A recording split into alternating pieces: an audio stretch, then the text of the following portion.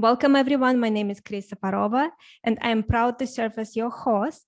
And I have here with me today Ashish Kothari. Ashish is a former McKinsey partner who just recently left McKinsey to start his own business. And he is also an author of Hardwired for Happiness. Welcome, Ashish. So great to have you with us today. It's lovely to be here with you, Chris. Thank you for having me. Ashish, let's start from your story. How did you end up doing what you're doing today?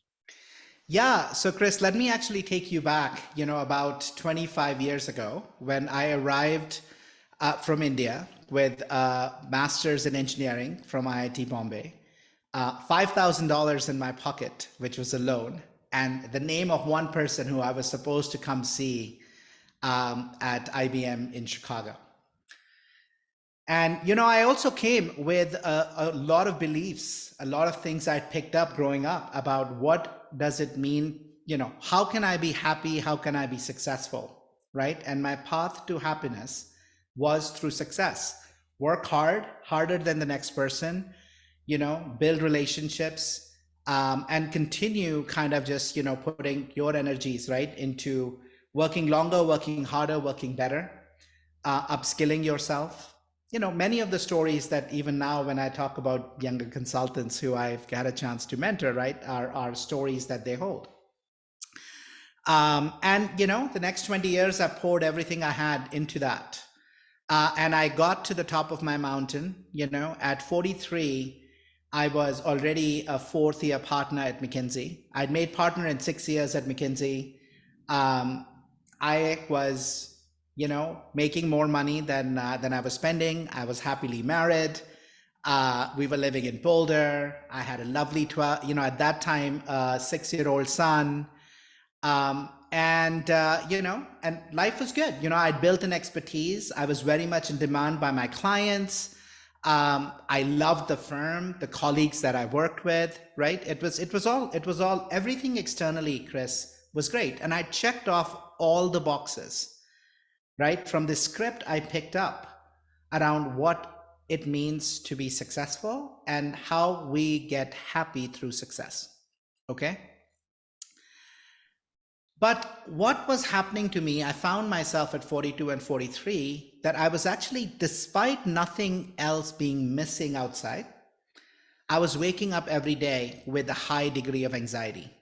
I was waking up almost every morning feeling like I had to throw up. And there was nothing that I could point to externally that was wrong.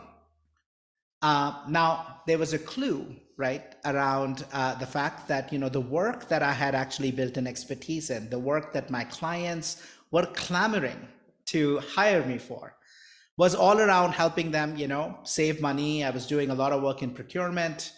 And, that had stopped being satisfying. It was great initially for me, but it had stopped actually satisfying me because I don't even negotiate a car when I buy, right? So it's just completely at odds with how I live my life. But here I was, spending 60 hours a week, flying around the country, away from my family. And so all of a sudden, right, this profession, consulting, the job had just become about earning money. Because, what I was doing wasn't something that I was enjoying, but I was stuck, Chris, from a place of fear, right? Because, there were a lot of elements of the work that I loved. I loved being able to help my clients. I loved build relationships. It allowed us to live the life. And so I was also stuck in fear about wanting to change what I was doing. And it was in this context, Chris, that I actually was lucky to be at a firm that, offered this program for, partners and senior partners. It was a program which was a mix of psychotherapy, positive psychology, some really great, tips around mindfulness and spiritual learnings. It was actually at a monastery in Portugal. And for a week, we completely unplugged and really went inwards. I emerged that week with a completely different direction. I had found my ikigai in that week. And it came from 3 things, Chris, that I realized, okay? The first thing was that I realized that my core essence through my whole 20 years, Chris, had been about relationships, connections. what would I do if I had all the money in the world? I would spend time with my friends, helping connect them to others and see how I could be helpful to them. For the first time in 20 years, I'd realized that there was this whole field of, between psychology, the science of well-being, that I had completely not even been aware of. Things that can allow us to be our best selves, right? Really becoming sharp about how we see the world. And then the third was I was seeing all these people, right? 25, 30 of my peers who were all in the same boat, right? Struggling with success, struggling despite of success. And I decided that day that I was going to spend my life learning as much as I could about this field of human flourishing and being able to actually serve the world, being able to help others by integrating this entire field of knowledge that is not available to most executives. It's not available to most consultants. We teach people how to be good at business. We teach people how to deliver sales, how to win clients. We don't teach people anything about how to be the best of ourselves, right? How to take the best of it. And so, so that's the story. I spent the next 5 years reading 450 different books, 2,000 plus hours of lectures. I trained as a coach. I did courses with neuroscientists, psychologists, and mystical teachers from India. And I put it all together, all of these learnings, all of these practices that I picked up from this, I distilled them down into these 9, that are in my book. And I'm building a company which is around helping people integrate these. So that is my story, Chris. And I'm really excited that, I got a chance to reinvent myself. And really now move, where my life and the work that I'm doing is in complete coherence with who I am and what I deeply care about. Ashish, and what was that defining moment when you realized that this is your mission? Yeah, look, I think it was, the defining mission was that came at that Portugal retreat, right? When these 3 things connected together. This notion of really being about relationships, right? Really being able to help people, connecting them to what they didn't actually know about, right? Because we are not taught this, and being able to serve them to become their best parts, right? But there was another missing piece that, as I did my research, really became clear, and this hence became my mission. Look, if you look at the world we are living in today, we're living in this complete paradoxical reality. It's almost like there's 4 paradoxes that are present for us. And the heart of these paradoxes, why we are living in these paradoxes, is this notion of being hardwired for fear. So I'll talk about these 4 paradoxes, right? These paradoxes also are the reason why we have a crisis, Chris, at almost every level: political, economic, humanitarian, in every aspect, ecological, we have a crisis, right? These, and the reason these are there is because of this mindset. This is, as humans, our brains and our ability to hold complexity has actually been outmatched by the complexity in the world, as a result of which we are actually living from a place of fear and scarcity. And it shows up, right? Think about our lives. We are more prosperous than ever, and yet we are not necessarily more satisfied, and we're consuming more than ever, right? We are living longer, but we're living unhealthier, right? 80% of seniors have at least 1 chronic ailment, 60% have at least 2. We are more connected as a generation, and yet we are lonelier. We've also lost the ability to take perspective, and hence we are more polarized. And finally, we have all of these things that we can do through technology, 80-90% less time than it took before. But yet, you and I are busier than ever. Most people are running around saying, I don't have enough time. People don't take vacation. They work while they're on vacation. We just don't feel that there is more to be done and not enough time, right? And to me, once I realized that the reason we are suffering, we're living in this paradoxical world, we're creating so much suffering, is this notion that we are hardwired for fear, and we are making decisions at scale, 8 billion people, from this place of disconnection to the other, because when we are scared, we care about us, right? We want to be safe. So it's about me and mine. It's not about us anymore. That became my mission because I realized that to us to have a planet left for the next generation, my work needed to touch as many people as I could. So at scale, we could hardwire for fear, we could hardwire for happiness, and we actually start to make very different decisions. Ashish, and when you were in that monastery and you came there as a high-performing partner, right? You had goals, you had specific things you had to accomplish, and you came for this week, which was very unusual. You go person. Do you remember that moment when you realized, oh my God, this is what I'm supposed to do with my life? Yeah. Can you describe to us the moment and what did you feel and that moment of transformation when your life changed, you stepped on a different path? Yeah. So one of the specific things that we did, Chris, which was so amazing was, so there was a labyrinth walk, right? If you've seen the labyrinth where you kind of go in and out, right? So we had spent 2 days doing a lot of deep work, exploring our own, why we act in the ways we act. What is our core essence behind the armors that we put, right? And we had also started to, by the way, integrate some of the well-being practices into it. I woke up that third day for the first time in a year with no anxiety. Okay. And I still remember it because all of a sudden, right, every morning I used to wake up and I used to feel like, oh, what's going on, right? And that day it wasn't. And then that afternoon, right, we actually we walked the labyrinth.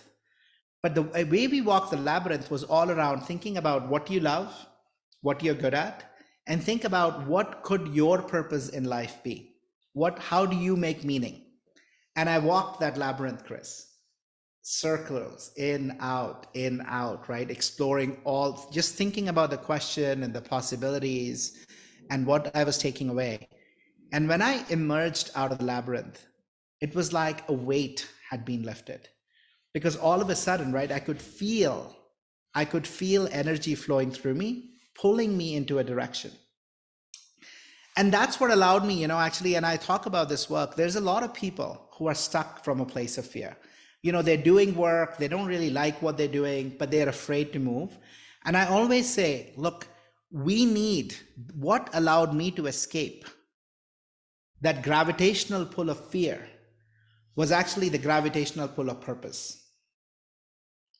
It was that pull that pulled me out, and they said, this is what I want to do. And that clarity. Day 4 and 5 after that was just more and more of those experiences, right?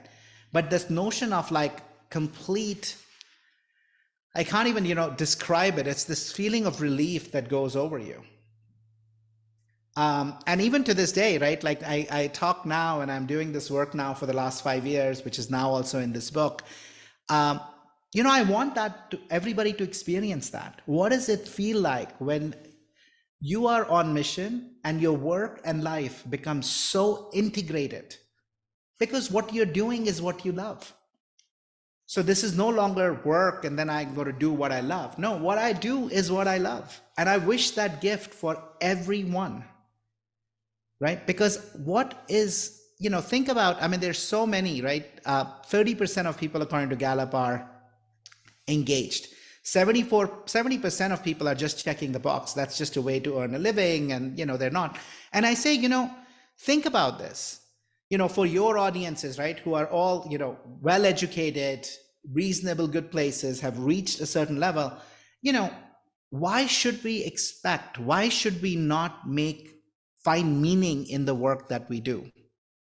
Because if we don't, how is it different than bonded labor? How is it different than slavery? We show up every day to our jobs, slave to our lifestyles, slave to our fears. Work is what occupies the second most amount of human activity and time outside of sleep. And I experience the difference, when we actually give ourselves the space to do the work, to find that we love and integrate it into what we do, our experience of life changes. And that's my hope for everybody. I love the story about the labyrinth. Ashish, do you mind to take us a little bit, maybe share a little more about, because it seems like it was this defining moment in your life. And of course, very few people will be able to replicate something like that in their life right now. And maybe later on, we can speak about some ideas you have on what they can do to find their purpose. But can we just get a little more of a story of what happened in there that changed your life? Yeah, look, I mean, I will tell you this, Chris. I think so. The labyrinth for sure was amazing. But listen, I think my big insight, okay, my transformation. A lot of times we are looking for lightning bolt to strike to give us that meaning, and I don't think that actually, I think that works for some, but there's so many people who go to amazing retreats and they come back and they go back to business as usual, right? So, what I would suggest is if I talk a little bit about that, it wasn't the insight. It wasn't something magical that happened there. Of course it did. But I think what is more interesting was actually the journey for the next 5 years. How I actually created boundaries to walk the path, because I truly feel we need to truly design our life around what we are being called for. And that fundamentally requires lots of experimentation. It requires a commitment to show up and engage in learning and curiosity, which is what I created, right? So I literally came out of that retreat and I decided that if I had to commit myself to learning, I had to create the space. So I went part-time with the firm. For the next 5 years, I only worked 3.5 days a week on my client work, and I spent the other 3.5 days showing up and learning as much as I could about this work. I started coaching clients around this topic. I changed the area of focus in my firm. I declared that I wasn't going to do procurement anymore. I was actually going to build this work around leadership teams and individuals, helping become best versions of themselves. I'm going to play with it. I was afraid of not failing. I was like, this is worth doing even if I fail. And I think that, is the insight. And that's I think what's important, right? I think it echoes a little bit of, this interview with Steph Curry, and, everybody was talking about this amazing 3-point shot that he made that won the game, right? And they were like, tell me about the shot. And like, how did you make the shot? And he said, people see the shot, they didn't see the 12 hours a day of shooting that I did for the last 12 years that actually made that moment. And I think that is the invitation that I would have, right? Which is, don't wait for the blinding insight. Show up and actually create a life, create practices that allow you to discover your way into it. Completely agree. The reason I was asking about it is because you mentioned that you woke up and for the first time you felt you didn't have anxiety. And yes. I think there could be some gold there. There's some thoughts. I think it wasn't necessarily the labyrinth itself. I think it's what you did there. It's how you spend that time. You actually did the work. You thought about things. Yeah, I think for me, what emerged for me, right, in the labyrinth was I actually found my purpose.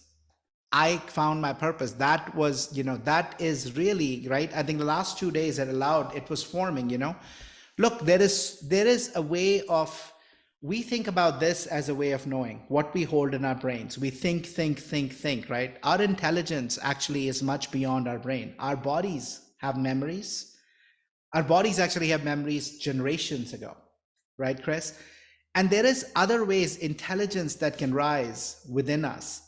And I think to me, the last 2 days, what had happened was I tuned into silence because I wasn't running continuously. I had given time to truly listen deeply to what needed to emerge. And it was that was actually the reason I on Wednesday didn't wake up with anxiety. Right? Because my mind had eventually, once you give your mind space to quieten down versus continue to kind of rev on A, B, C, D, I'm going to think about 1, 2, 3, 4, you keep coming up anxious thoughts because you're always in the future, right? Once you create the space for it to calm down, you can start to really see what's there. And that's a little bit of what's experienced. And then once I walked the labyrinth and the purpose became so clear to me, I think that was the start of the journey. So, Chris, so the notion of truly, there's this beautiful saying that, our mind, right, because it is so active, it's a little bit like, if you take water and you have mud and you shake it, because our mind is so active, that's usually the state, right, which is lack of clarity. But if we just settle down, if we tune into silence and we let the mud settle, what shows up? Clarity, pure water, right? So this notion of really being able to see your true self, really being able to tune into your core essence, fundamentally your true nature of being, okay? Your fundamental true nature of being. The only way you can get there is actually to stop the doing, is to stop continuously thinking our way into the answer. If we are able to do that, then we get there. I completely agree. I had a similar experience. There were no labyrinths involved, but it's much easier for people to replicate. And that was, I was working at a large bank at the time. I had a very stressful job, managing a portfolio of $1 billion, a lot of responsibility, very stressful. And I remember I was away for a week.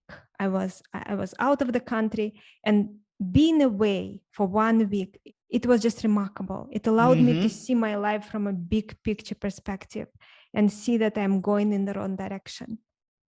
Yeah, I love that. And it's those breaks. So, I write about them in the book, and I use this so much.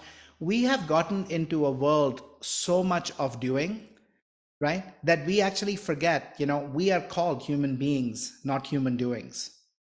We fill every living moment, every waking moment with activity. Even 15 minutes, we don't want to sit. We want to pick up a phone, right? And see what's happening there. There is nothing waiting, but we've gotten so used to continuously feeding. There've been every time, Chris, when I've actually taken time off, where I've actually truly, we're not just taken time off, but truly disconnected. What has emerged is pure gold. So I talked about my experience at the retreat, right? And it made me discover my purpose. I took a similar break for a week in the midst of COVID. I basically left by myself, because even when we take holidays, we do it with our loved ones. We do it with our families, our kids, our wives, our friends. We still are so busy doing, even though we are not working, we are doing other things. We're having fun. We are not tuning in, right? So the second time I did it was I took a week. It was 5 days. I basically just went by myself to Breckenridge. I booked a cottage. I was just by myself. And again, that week, I didn't take any books with me, right? And so it was all about, again, what have I learned from the last 5 years of 450 books and all these hours?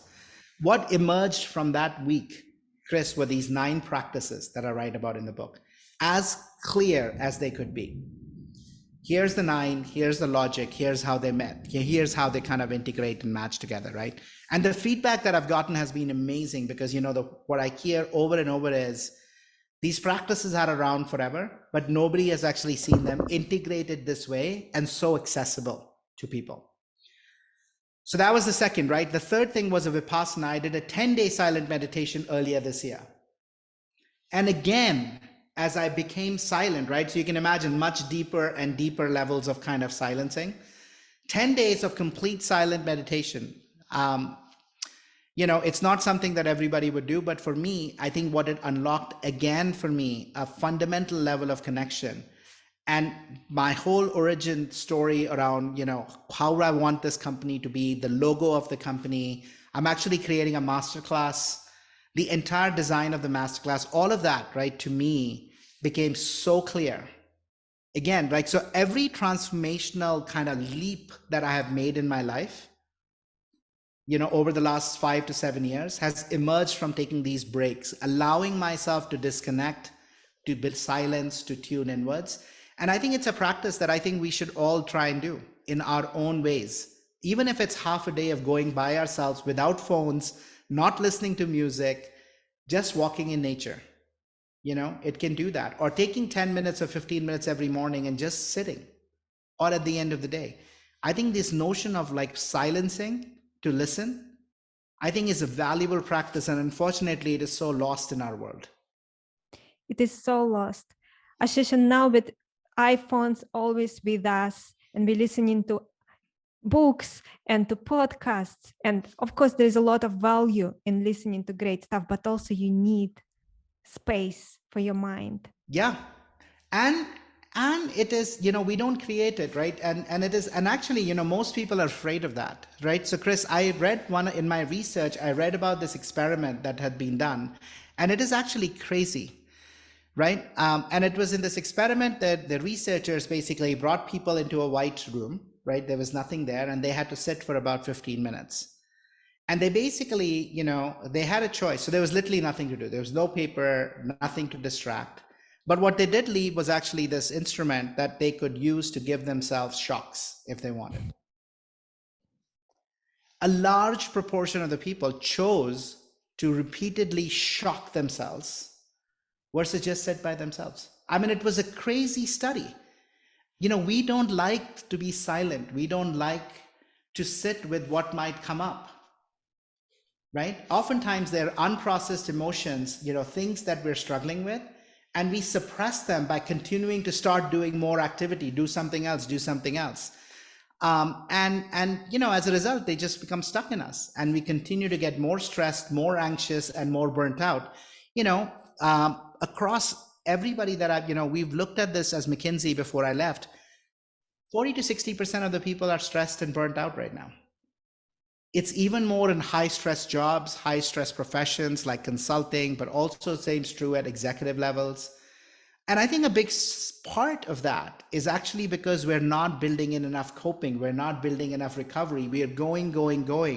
We're not creating the space to process some of those hard emotions, struggles in life that we have. We're not creating enough space to be truly creative.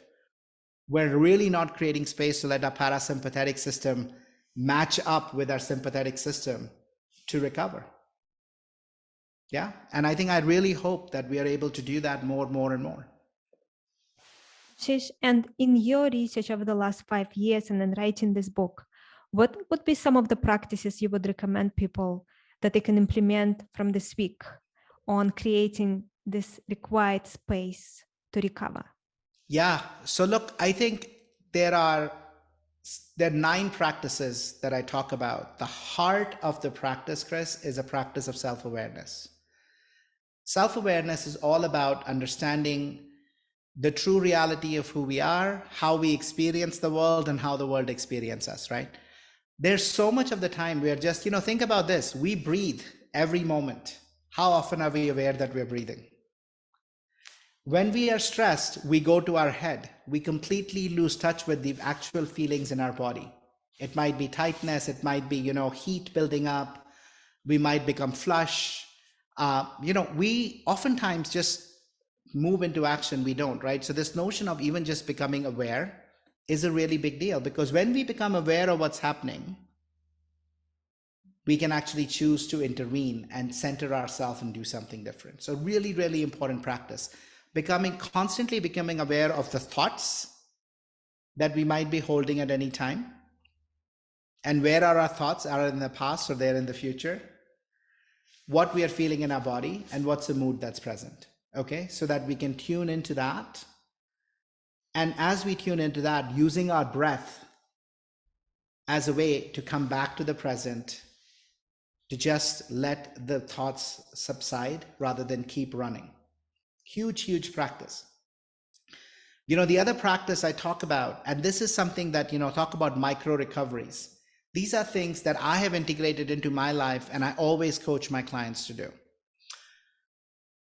Take 5-minute micro recoveries and build them in every 60 to 90 minutes. If you can go 15 minutes, that's even better. But in that 5 to 15 minutes, micro recovery does not mean I'm not working and I'm checking my Facebook. Micro recovery does not mean I'm not working, so I'm going to call somebody to do a task. Micro recovery is about just sitting and breathing deeply. It might be to look at a picture of a nature, or even go out, right, to where there might be a plant, and just seeing the flow of nature. If you do happen to be where you're outside, you can listen to the birds, you can listen to squirrels, you can see what's playing out, but truly giving our brain a chance to stop, right? Truly giving ourselves a brain focus on something else other than work, other than the email that needs to be sent, other than a thought. By giving the brain that to focus on, we allow silence, right? And then the third thing I say is, the other thing that we can do to, again, tune into some of this work is at the end of the day and at the beginning. So I have a practice that I actually don't sleep with the phone in my bedroom. My phone is actually one floor below. I usually will turn it off at least an hour before I go to bed. Why? Because otherwise my brain is constantly going to the notification or whatever else. What else is coming out there, right? So I just turn it off. All notifications are off. And again, that gives the space for the brain to center, to calm, to start to settle down. I usually will read in the evening, right? Something spiritual. Again, nothing around work. Those are the things that I do. And those are ways in which, I think as folks are listening, they can integrate these things so that we can give our chance in our everyday life to kind of break in, right? Longer term, once a month, I always go at least for 4 hours by myself into nature, and I'll just walk without any iPhone, without any headphones, just to purely listen. And then once a quarter, I'll take a whole day by myself. But it's about these micro recoveries, midterm recoveries, and, macro recoveries that I think we just need to do to be able to integrate this silence, the power of silence and nature into our lives. Very powerful. Ashish, and if you compare your view, the way you look at the world 5 years from now, before that trip, and now, what do you think changed? What are some of the key things that changed? Yeah, beautiful question, Chris. So several things changed and a lot of things remained the same. So what remained the same was actually the fact that community had always been core to me, right? And I mean, that has continued as kind of being a big part of it. The things that have changed are the following. One is I experience life completely differently now because the work I do is all around this space around helping people hardwire for happiness that has personal meaning. And so, I don't, when you just work for money, everybody has their limit, but at some point we basically put the hand up, right? For you, it might be 40, for some, it might be 70, for some, it might be 90, but at some point we say enough is enough and we're going to go do something else. When you're looking to balance your work and life, whenever I hear the word work-life balance, what I immediately know is that person doesn't like what they do. Because if you loved what you do, why would you solve for balance? Right? That is your life. So that's fundamentally changed. The other thing that has fundamentally changed that has had huge dividends for me is, one of the things I started integrating in my life was the practice of gratitude, Chris. Gratitude is one of that powerful practices that actually truly, my brain was wired to look for what's not here, what's not good. As consultants, we thrive on that. Nobody shows up, right? Clients don't hire you to say, tell me what's good. They hire you to say, hey, I've got a problem, or tell me where the issues are, right? So we get really good at finding issues. I used to pride myself as the guy who could, pull up a slide and I was the fastest to notice this typo or an extra space. And by the way, that way of being transcends into your day-to-day life. You notice everything that isn't right and you obsess over it. And you completely don't see everything that is good, everything that is abundant. So as I integrated a gratitude practice, every night I used to write down, what am I grateful for? It was based on the work done by Marty Seligman 20 years ago around positive psychology. It completely changed my brain wiring. I experienced the world so much differently. And the best way I describe it is with this analogy, Chris. I was always the guy who could see the silver lining on the cloud. That was never the issue, right? We are all wired differently. I was an optimist. I could always see the silver lining. But as I started doing the gratitude practice over time, the actual cloud disappeared. I realized that the cloud was nothing but a small black spot on a big canvas of white. It wasn't, there was no cloud. We have so much to be grateful for, right? In our lives. Like, think about this, you and I just sitting here having a conversation, right? The fact that we can see, when was the last time we were grateful for that? How many millions of people out there who can't see? Or the fact that we can hear? The fact that we have homes, you know, this is so close to your heart. It's so close to mine too, right? There's so many people right now who've lost their homes in this Russia-Ukraine crisis. And then we have, when somebody loses something, they worry about that. And I experienced that, you know, when we were in summer in Europe and we flew from Barcelona, you know, from Mallorca to London, all our bags got lost. For one moment, that thought didn't come to me. It did come to my relatives. It did come to my, you know, my family. Oh my God, we lost the bags. And I'm like, guys, all that matters is three of us are safe here. And frankly, they're just bags, you know, not that far away. There are people who've lost their homes, their way of life. Let's not forget how much we have. So I think that's been a practice that's fundamentally changed my life, Chris.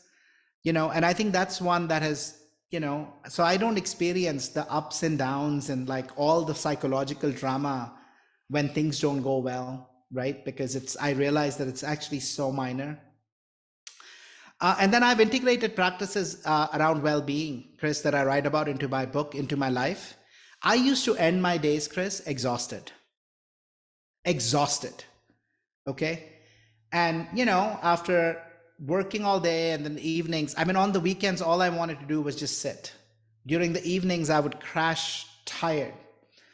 I now end my days with almost as much energy. I mean, we're talking about this right now and, you know, it's 5:47, it's the end of the evening. I have as much energy as I had at the start of the day because I've actually integrated these practices around well-being, around micro breaks, around eating right, around, you know, introducing movement, so many of the practices that I write about into my book. I've hacked my own energy management in a way that I actually end the day with more energy than when I start the day, right? Literally more energy than I start the day. So that when I unplug and spend time with my family, who I care deeply about, which I know so many people, if they ask what's the most important thing in your life, they'll say it's their family. So when I unplug at the end of the day, I want to have the most energy for those that I love. And so those are some of the things that have actually changed in my life as I integrated these practices into my life. More energy, gratefulness, so I don't experience the heaviness of life. And when things don't go well, I still see all the amazing things that we're blessed with, you know, and actually completely living life in tune with meaning, in tune with my purpose, and experiencing the flow and the gifts that brings. Beautiful, Ashish. And over the last 5 years, while you were doing this heavy, serious study, could you share with us 2-3 aha moments, which once you discovered something, had an insight, something like that, it changed everything in some way for you? Yeah, absolutely. Right. So I was doing a lot of studying, but what I was also doing, Chris, was a lot of practice, right? So it is all about practice for me. This is all about practice. It's about what we try, what we experience, because, you know, when we study, you know it. When we practice, we start doing it, right? And when we start doing it, it over time shifts our core way of being, right? So it's about I'm unconsciously unaware to I'm consciously aware to I'm unconsciously, right? Now I'm just doing it unconsciously. That just becomes part of it. So what were some of those ahas? I think the first one was the aha about how much of our suffering that we create is self-created. We are so used to saying, you did this, he did this, the organization did this, that happened. It is not the event ever that causes the suffering. It is our assessment of it and how we hold it versus right versus wrong. So we are the creator of our suffering. That was a big insight, which meant that I could be the shaper of my experience. I could choose to reframe. I could choose to assess how I was making sense and, choose to do it differently. Why should I give, I don't control, think about it. You and I don't control anything externally. We never have full control externally on anything, right? Really nothing. So why should we let the outside control what we experience internally? I should be the creator of my own experience. So that was the first insight. Okay. And, as you start to let that, we are, and also in the context of the same, we are more than our thought. We have thoughts. We are more than the moods. We often say, I am angry. And by saying I'm angry, I completely lose all agency to do anything about it. Versus I am feeling anger. I am not the anger. I am feeling, I am thinking, I have beliefs about something being right or wrong. I am not the belief. I am the one holding the belief. It gives us agency. So I think that was a very powerful insight, that we always have agency, Chris. We always have agency, right? The second big piece, the insight to me, and this was like amazing. There is so little, Chris, that we know as individuals about these amazing advancements that are in the medical profession around just our level of well-being. So for example, Chris, I had no idea how bad sitting is for us, right? What I've discovered was this, we all we think if we work out 30, 45 minutes, 3 to 4 times a week, we're actually doing good. When you look at the research, it actually has zero correlation to cardiovascular health long-term and whether we're going to develop obesity, heart disease, zero correlation. What matters is whether we move or not. That's the reason why movement, sitting is called is the new smoking. And I spent, like so many consultants, 12, 14 hours sitting. In fact, multiple times, 12 hours at least stuck in a chair. In a plane seat, right? And when we work, we sit and work. When we relax, we sit and watch TV. No surprise for many people who have pedometers, they'll say, oh, I only did 2,000 steps today. It's not a joke. It's actually so bad for us. I had no idea, Chris, that sleep is so important of a role, not just long-term in terms of not getting Alzheimer's, memory formation, etc., but the fact that when we don't sleep, we are literally cognitively at our worst. So, work done by Matthew Walker's and others that showed that if you actually sleep less than 7 hours for 10 days in a row, our ability to think clearly is at the same level as if you went a whole 24 hours without sleep. How many people on the call, right, who are listening to this can look at their last 7 days and say, I slept more than 7 hours? We just don't.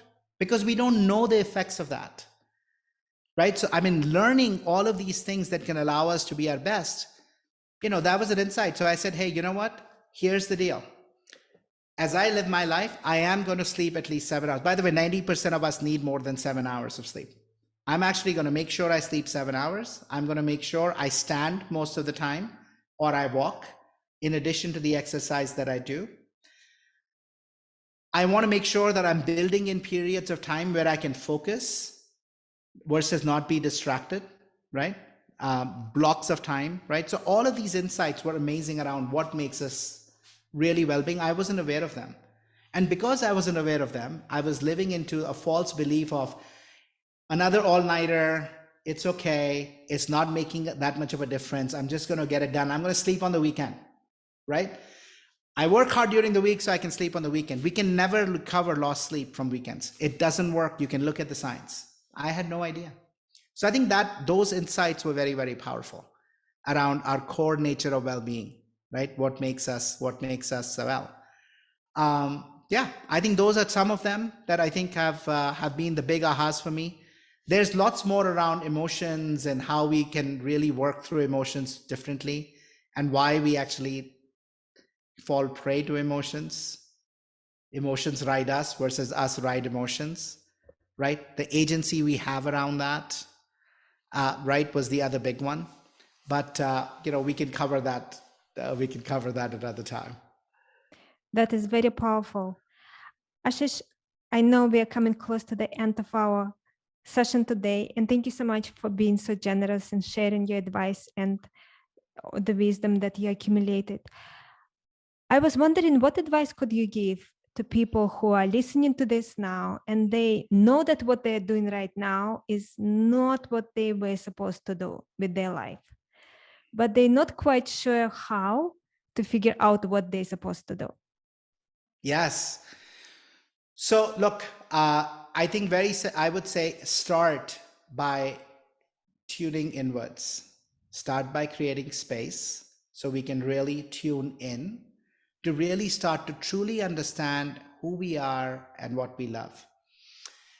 You know, the power, Chris, that I would encourage everybody to look at, they can obviously get a copy of my book, and I outline an approach there to discover your meaning, discover your purpose, combining some of the spiritual work and traditions around ikigai. It's an old Japanese concept with design thinking work to kind of really craft a future together. But I would say start with, oftentimes we solve for what we are good at, what the world will need, what world needs and is willing to pay for. That's called a job, right? I can get paid for it. And I say, don't start there. Start with what you love. Start with what you're passionate about. Get really curious. Look back in your life. What were those moments when you were in flow, where you were loving what you were doing? What situations was it? Was it outside in nature? Was it at the office? Was it solving big world problems, or was it solving efficiency problems? The answers are different. Was it something related to people? Was it something related to growth? Was it something related to cost? What was the time pressure like? Did you work well in kind of time pressure deadline zones, or did you work because it was longer times? You know, what kind of problems were excited you? You know, in what domain? Was it, you know, international elements to it versus kind of local elements to it? Really get curious about that. Start there. Next, look at that and then tune also into what are you really good at. For those who don't know what they're good at, they can take a Gallup Strength Finder. They can do the VIA assessment, which is at the Positive Psychology website that Marty Seligman and others have. There are tons of ways. Ask people, hey, what am I good at, Chris? What do you see me as my strengths? Go there. Now that you have what you are good at and what you love, sit with that and start to actually use this technique I outlined called mind mapping to come up with a range of different approaches that allow you to come up with, you know, really think outside the box, truly think outside the box, to come up with a range of options of jobs, of work that you could do that combine what you're good at with what you love, right? And from that, then put the lens of, okay, which of these are commercially viable? Which of the ones that I can get into? Put all those filters of practicality afterwards. The problem is we often start with the practicality first. You know, I'm a consultant. I've done all this marketing work. Where can I go? With my experience, what I can do next? And I say, you know, we can all reinvent ourselves. We're all going to live to be, most of us, right? We're going to live to be in our 80s and 90s, and we're going to work long. Who cares if you're 25, 35, 40? You still have so much life left. Don't let your past define your future. And don't be incremental about it. Do not be incremental about it. Give yourself space to tune inwards and really go wild. Really think creatively, think outside the box. Thank you, Ashish. Thank you so much. And any final words you want to share? Anything you wish I asked you, but I didn't? Look, you know, what I will share is, I think, Chris, just a way for, I mean, to me, this is the work, you know, my mission in life, Chris, is to touch 1 billion lives over my lifetime and do it through a way that I can support others to plug into an open architecture company, to take some of these learnings and apply them in their own communities, in their own context, but also come join us in the community to share their wisdom, their insights, their ways in which they've seen how to affect change in individuals and team lives, right? That's what my hope is. You know, people can look into happiness squad.com if this is something that they resonate from a mission point of view. connect with us. I'm always happy to chat with people and kind of at least offer what help I can through my relationships and networks. But yeah, like I truly feel that if we actually don't allow and enable people, which is what I feel is my purpose, to hardwire for happiness, we will not have a planet left in the next 25, 30 years. And so I so personally feel called to do this work, and I invite everybody to join me in affecting this positive change in our world. Ashish, and where can people learn more about you, get your book? The book is called, by the way, again, Hardwired for Happiness.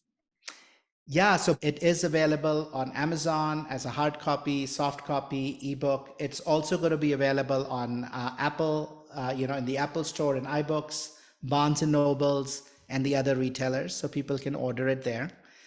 Our website is happiness.squad.com, and they can, look more into my story. I also have a blog that I post every week.